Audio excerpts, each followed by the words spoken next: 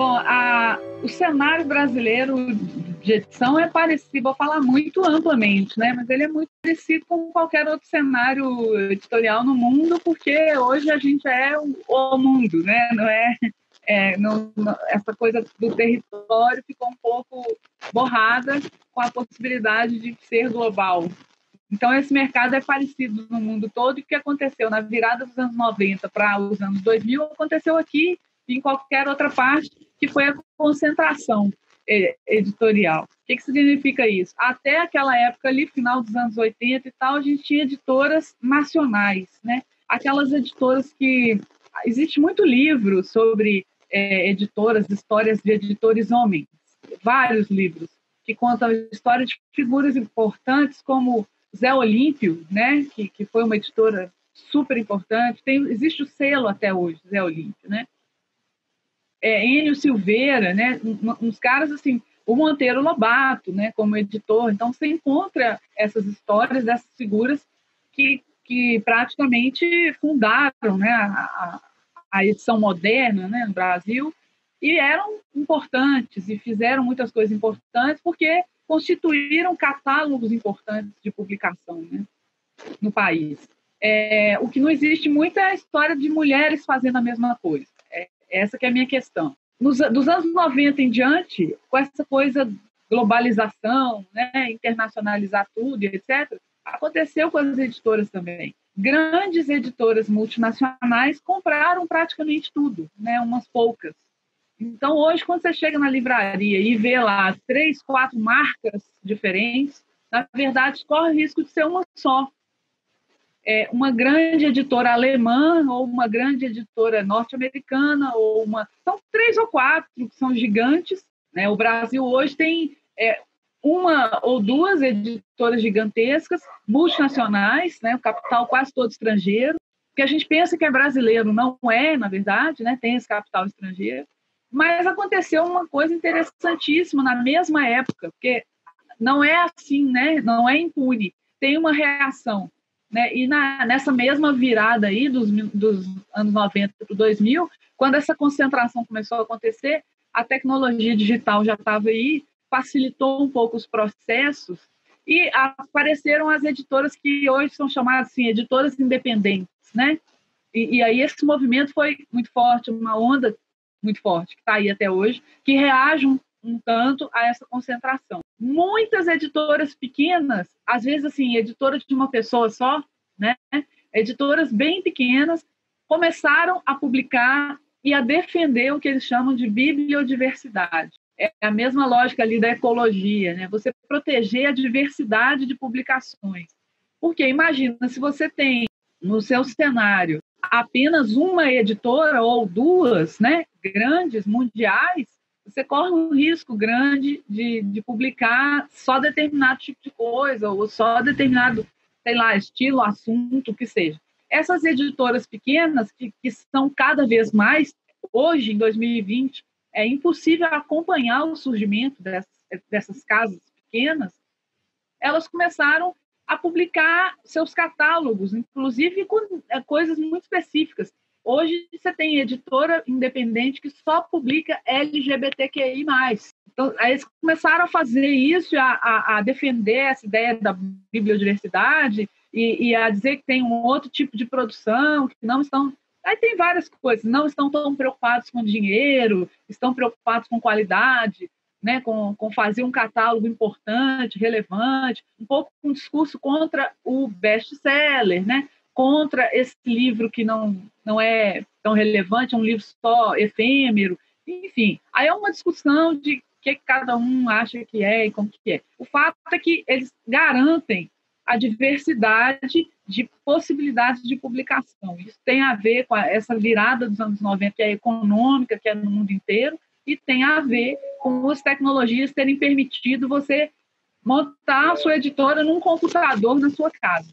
Então, isso mexe em tudo, mexe na velocidade do processo, mexe no alcance do processo. Hoje é muito mais fácil publicar nesse sentido, né? Lá nos anos 80, se você publicar, você tinha que achar o meio, né? Mesmo que seja um mimeógrafo, né? Mas tinha menos gente produzindo isso. Hoje é super fácil de encontrar. Primeiro, porque você encontra na internet. Segundo, porque tem muitas editoras. Não é tão difícil conseguir publicar um livro. Agora, continua difícil ficar famoso, né? Continua difícil ganhar prêmio, continua difícil disputar com essas enormes, porque o que uma enorme editora consegue fazer? Ela tem dois poderes importantes, pelo menos. Distribuir o livro, né, que é um poder que é muito difícil num país desse tamanho, né? É muito caro distribuir um livro, e ela tem um poder de divulgação muito grande. Duas coisas que uma pequena não costuma ter. E essa briga é desigual. Então, você pode ter seu livro facilmente, mas não vai ser fácil estar, por exemplo, na capa de um caderno de cultura, de um jornal importante, que todo mundo lê e todo mundo acredita, né? Não vai ser fácil fazer isso. E não vai ser fácil seu livro estar naquele sonho do livro na livraria, ele é meio... Né? A maioria dos livros não vai para a livraria. O livro da livraria é uma minoria da minoria, e quando para ele chegar na livraria já é um sinal de alguma coisa. E o ciclo da livraria é cada vez mais curto. Aliás, nós vamos ter que lembrar que o Brasil tem pouquíssima livraria. De biblioteca pública já é pouco. Tem sempre que lutar muito, tem políticas públicas muito... que tem que batalhar demais para conseguir que as cidades tenham bibliotecas. Livraria é um outro problema, né? A maioria das cidades brasileiras não tem livraria, elas estão concentradas em algumas cidades e capitais, etc. É muito difícil a sobrevida de uma livraria. E aí a gente tem essa ideia ainda tem a briga das pequenas independentes, que quase desapareceram e agora estão voltando. É muito interessante esse movimento também. Com esses grupos enormes, essas tipo Amazon, né? Esses grupos imensos que acabam acontecendo parecido com o que aconteceu com as editoras. Umas poucas muito grandes engolem essas que são pequenas. Então, é uma briga eterna. Primeiro, livraria geralmente não compra o livro, ele é consignado, né? Ele fica emprestado ali. Se vender, ok. Se não vender, ele vai ser devolvido para a editora. Grande parte dos livros é devolvido. E o ciclo dele, de interesse dele ficar ali na livraria, mais ainda imagina um livro na vitrine, né? É muito difícil. E nem sei se a essa altura, né, talvez a venda de livro, estão aí discutindo se a venda de livro pela internet aumentou durante a pandemia, dizem que sim, né, que aumentou, porque as pessoas obviamente não podiam ir até... Agora, pensando que há poucas cidades têm livrarias, né, esse consumo direto é muito baixo. A gente sabe que no Brasil, por exemplo, o governo federal era o maior comprador de livros por conta de programas como o Plano Nacional do Livro Didático ou Biblioteca na Escola, esses planos que abastecem as escolas, né? Compram livros, tanto os didáticos quanto os literários, para abastecer as escolas. É o comprador que todo mundo quer. Mas esses programas estão muito frágeis, né? Estão muito complicados, eles estão irregulares, no sentido assim, eles não estão acontecendo certinho, né? E estão mudando, e, enfim, estão piorando.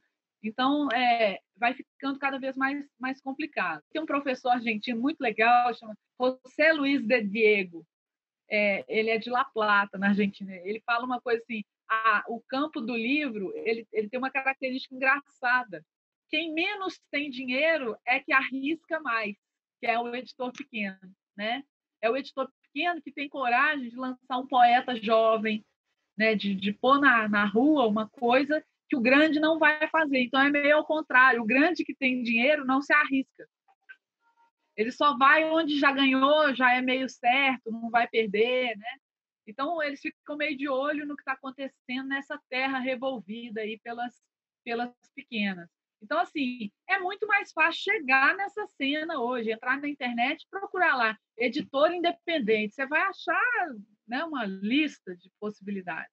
E pode ser que você mande o seu livro e o editor ali, ou a editora, tem muitas mulheres hoje fazendo isso, realmente olhem seu livro, leiam e você publique, Conheço um monte de autor iniciante publicando por editora, de um jeito que nos anos 90 era impossível, que era sem pagar, inclusive, que era comum o autor ter que pagar. Então, essas coisas elas foram se movimentando numa direção assim, de abrir, mas o filtro continua difícil. Né? Continua difícil. Eu vou sair. Tem muita gente que acha, né? Eu vou lançar meu livro, vou aparecer no jornal, na televisão, vou ser chamado para o programa da TV, não sei qual. Isso não é assim, né? Isso continua sendo uma coisa que é uma batalha complicada.